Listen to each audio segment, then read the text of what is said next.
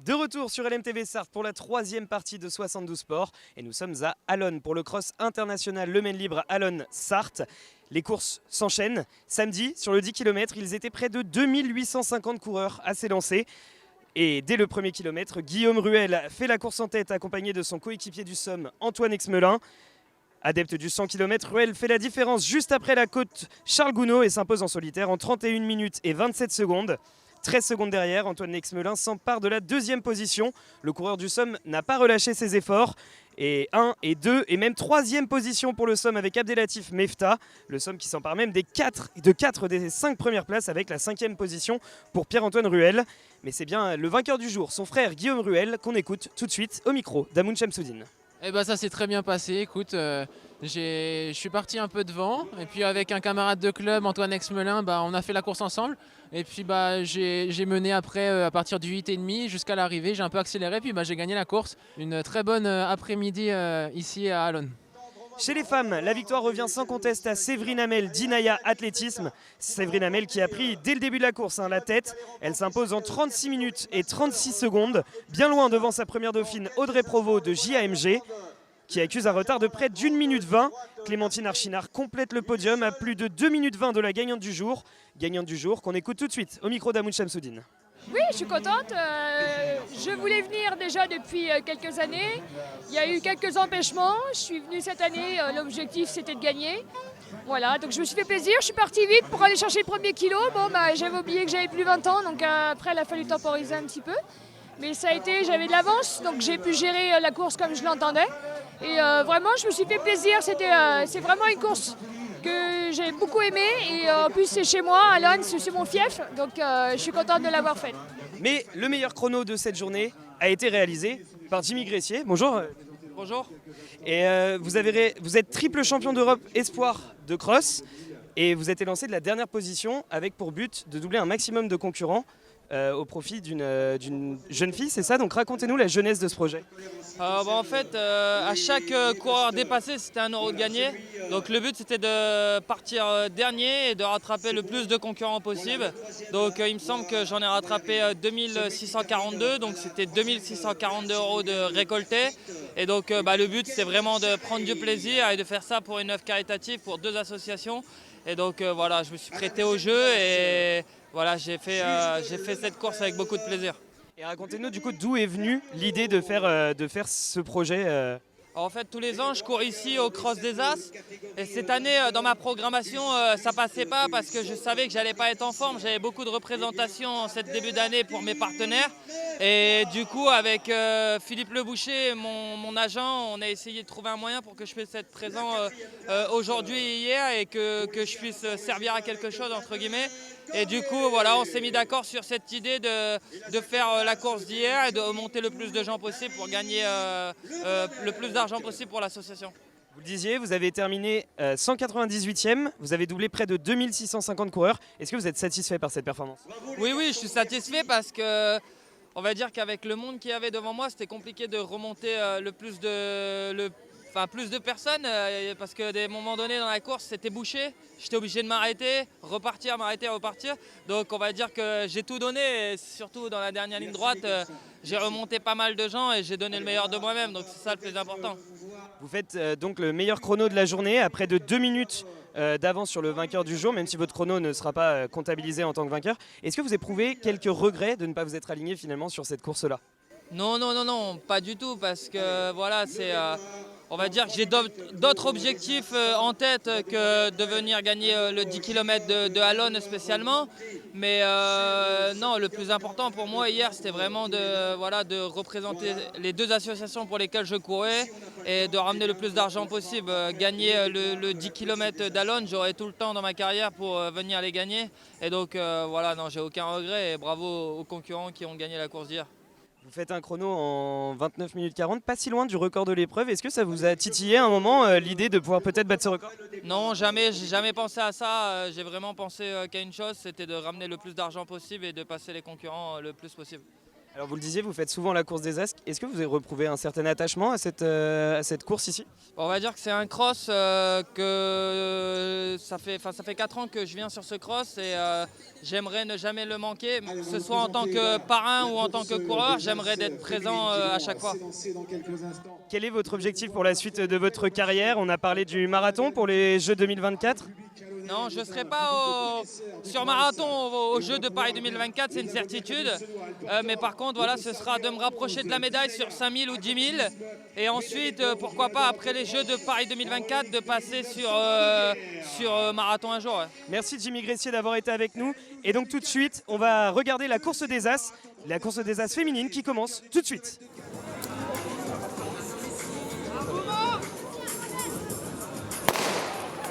Allez, c'est parti, voilà. Et elles étaient plus de 40 participantes. Et la vainqueur, c'est une Éthiopienne, c'est Wede Kefale qui s'est imposée devant l'Ougandaise Sarah Chelangate. La troisième est une Éthiopienne, elle a 16 ans, c'est Tyson Habibi. Côté française, la première termine 4e de la course scratch et donc première française, Marie Bouchard d'Iroise Athlétisme. Marie Bouchard qu'on retrouve tout de suite au micro d'Amoun Chamsoudine. Moi je trouvais qu'au départ c'était pas parti très vite. Je m'attendais à ce que les Kenyanes partent dès le départ en fait. Et par contre quand elles sont parties, elles ont mis une relance assez nette. Là moi j'ai pas osé essayer d'accrocher. Et ensuite j'ai fait la course un peu avec Aude et Aude Clavier notamment. Qui termine juste derrière vous. Qui termine juste derrière moi. Je voyais que la troisième, finalement j'ai cru que j'allais pouvoir revenir sur elle, mais l'écart en fait est resté le même. Mais non, c'était un chouette cross et puis vivement le prochain.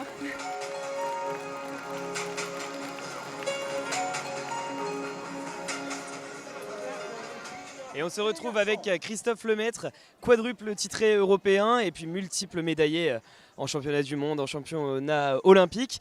Vous êtes le parrain de cette édition, alors racontez-nous cette expérience. Bah écoutez, très bonne expérience. J'ai passé quelques jours sous le signe de la course à pied et du cross. Entre là, juste la course des minots. Là, on a eu aussi les courses des scolaires, des collégiens. Hier, le 10 km et là, il y a le cross. Donc c'était vraiment sous le signe du sport, de la course à pied, et sous une très bonne ambiance. C'est une fête populaire et franchement très heureux d'avoir pris part à cet événement. Et alors comment ça s'est fait? Comment vous êtes devenu parrain de cet événement? Est-ce que c'est vous qui vous êtes rapproché parce que vous connaissiez l'endroit? Enfin, racontez-nous un petit peu comment vous êtes devenu parrain de cet événement. Bah, tout simplement, on m'a sollicité et j'ai tout de suite accepté parce que pour moi, le cross fait quand même partie du monde de l'athlétisme. Ça ne se résume pas seulement au stade, au tartan, comme on a l'habitude de voir, mais la course à pied hors stade, course sur route, marathon, semi et cross fait partie aussi du monde de l'athlétisme. Et c'est important de soutenir des gros événements comme celui-ci qui ne favorisent pas seulement le haut niveau, mais aussi tous les niveaux, que ce soit du plus jeune au plus expérimenté. Parce que justement, vous êtes plutôt un spécialiste du sprint. Dans le cross, on est sur une forme d'endurance. Est-ce que vous avez participé à des crosses et est-ce que c'est quelque chose qui pourrait vous faire venir aussi plus tard de faire des crosses par ici? C'est pas forcément ma spécialité, pour être honnête. Comme on dit, le cross, c'est l'école de la vie. C'est comme la course à pied, c'est des courses, on apprend beaucoup. Et quand j'en ai fait quand j'étais jeune, j'ai appris une chose, c'est que c'était pas fait pour moi. Et c'est pour ça que je me suis mis au sprint. Donc, mais c'est quand même une très belle discipline, une discipline populaire et une discipline où on apprend beaucoup de choses sur la course à pied. Et je pense que c'est important que des jeunes notamment découvrent cet univers-là. Et alors, moi ce que je me demandais aussi, c'est que vous êtes le parrain, vous avez une notoriété quand même, on vous a vu signer beaucoup d'autographes, je me doute que vous y êtes habitué, mais qu'est-ce que ça vous fait de recevoir cette chaleur aussi du public sartois ici? Ça fait extrêmement plaisir forcément de voir qu'on a encore du soutien depuis plusieurs années qui perdure tout simplement malgré des années compliquées, des années difficiles en termes de performance. Le soutien est encore présent et ça fait plaisir de voir que les gens répondent à l'appel de manifestations comme ça, mais aussi ils prennent le temps de manifester leur soutien vis-à-vis de moi et ça fait chaud au cœur. Alors qu'est-ce qu'on peut vous souhaiter, vous, pour la suite de votre carrière? De la réussite, hein, j'espère. Comme j'avais dit il y a quelques temps, là j'ai tout changé au niveau de mon organisation, mon staff, ma manière de m'entraîner, ma méthode d'entraînement. Et on espère justement retrouver le haut niveau et en vue des Jeux Olympiques de 2024 dans 2 ans. Parce que justement, c'est ça que j'allais vous demander. C'est l'objectif, c'est Paris 2024, c'est d'être compétitif pour cette compétition incroyable en France. Totalement, c'est l'objectif. C'est pour ça que là j'essaie de me donner des chances d'y arriver en chamboulant tout et en changeant de méthode d'entraînement et j'espère que ça portera ses fruits. Et alors votre programme de reprise des compétitions, ça devrait intervenir prochainement?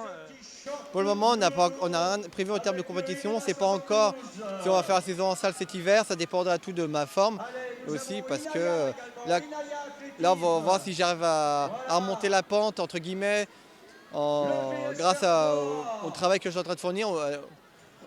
Et aussi si j'assimile vraiment cette nouvelle méthode d'entraînement, entre guillemets. Et si on voit que ça marche bien, pourquoi pas faire 2-3 sorties histoire de voir ce que ça dit vraiment en situation réelle. Et si on a encore besoin de travailler, on n'hésitera pas à faire la passe pour reprendre les compétitions, la compétition estivale dès le mois de mai. En tout cas, nous en Sarthe, on va vous soutenir, on va continuer de vous suivre et puis on espère vous revoir sur ce genre d'événement avec nous. Merci beaucoup d'être intervenu sur LMTV. Merci à vous.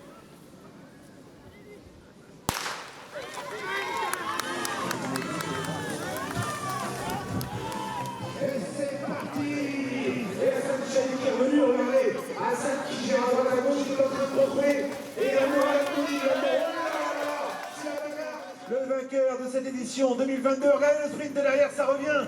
Ah, ça va être chaud, ça va être chaud, ça va être chaud. Pour Bastien Augusto peut-être, vainqueur de cette compétition 2022, Lié-Déchet, Maréchal 3e. Bastien Augusto 2e, Mourad Artouni 4e. Et la course des As hommes vient de se terminer. Ils étaient 159 participants et nous sommes avec Mohamed Serbouti pour débriefer cette course. Une course qui a tenu toutes ses promesses. Alors elle a tenu toutes ses promesses et si on regarde bien, moi c'est vrai que j'avais pas mis une pièce sur Augusto, mais bon, il a créé la surprise. Après, si on regarde bien un peu l'analyse, il a été plus intelligent, plus en retrait, plus prudent dans sa course. Et puis il a moins mis le nez à la fenêtre, contrairement à Hassan Chadi et à Mourad Mdouni. Et puis Yann, je crois que c'est lui, il a vraiment, Hassan et Yann, ils ont plus mis le nez à la fenêtre. Ils ont à chaque fois essayé d'attaquer les Éthiopiens. Sauf que si on regarde bien un peu la trace des courses, les Éthiopiens ils étaient un peu en retrait avec Augusto et on voit la différence. Et c'est eux après qui ont fait le ménage. Et justement, les Éthiopiens, on en parlait, et c'est d'ailleurs l'Éthiopien Melkele Azizé qui s'est imposé juste devant Bastien Augusto, qu'on écoute tout de suite à notre micro. J'avais à cœur aujourd'hui de me montrer, de ne pas être caché derrière, à attendre. J'ai voulu aussi me montrer, j'ai voulu être acteur de la course. Donc j'ai pris mes responsabilités au début, j'ai amené le train, première descente, c'est moi qui suis devant. Voilà, je sentais que j'étais vraiment très très bien sur les parties roulantes, les parties plates et dures. Je mettais ma foulée, j'étais vraiment très très facile. Et je pense que même le premier Kenyan n'était pas... Voilà, il manquait pas grand chose non plus. Je pense qu'en attaquant de plus loin, peut-être qu'il y avait des chances, mais le but c'était pas de gagner la course, c'était de faire podium français. Et là, je gagne chez les Français, donc plus que ravi. Qu'est-ce que vous avez pensé de la course en général, justement sur ce côté très serré? Moi je suis satisfait, c'est que maintenant les Français figurent par les meilleurs Africains Kenyans, meilleurs au monde. Et aujourd'hui, on n'a pas à rougir, on a aujourd'hui de la qualité, on a vraiment du potentiel. Et quand on voit ces jeunes, Hassan Chadi, Mourad Mdouni, Yann et Augusto, on se dit aujourd'hui, ça fait plaisir à voir qu'il y a de la jeunesse qui arrive à rivaliser avec les meilleurs Éthiopiens. Et après, ça donne du charme à la course, ça donne de la qualité à la course, ça donne du spectacle. Et là, les spectateurs, ils en ont plein les yeux. Merci beaucoup Mohamed Serbouti d'avoir débriefé avec nous cette course. Et nous, on se retrouve tout de suite avec le monsieur Le Boucher, l'organisateur de cette course. Nous sommes avec le directeur de l'organisation, Philippe Le Boucher. Alors, un bilan cette édition? Je crois un bilan très positif. On a eu beaucoup de participants et puis de très très belles courses.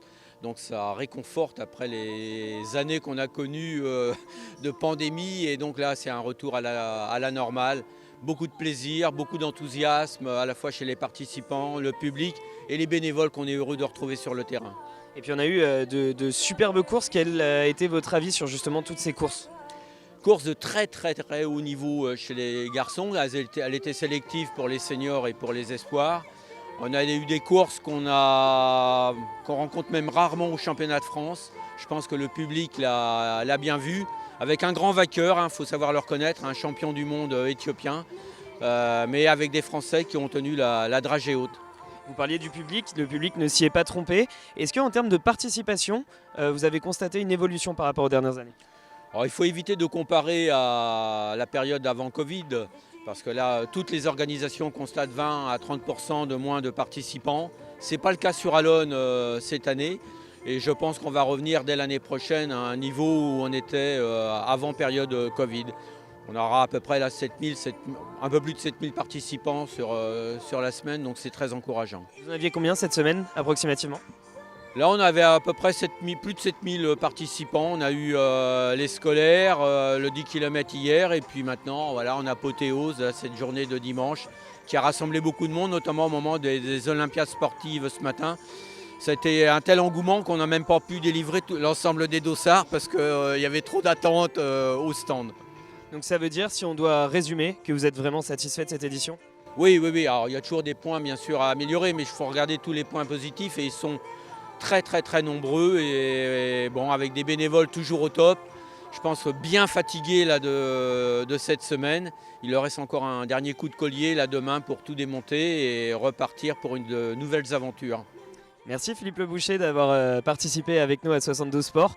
Et puis on se dit à l'année prochaine du coup pour la prochaine édition. Rendez-vous en novembre 2023. Vous voyez, je suis encore un peu fatigué moi aussi.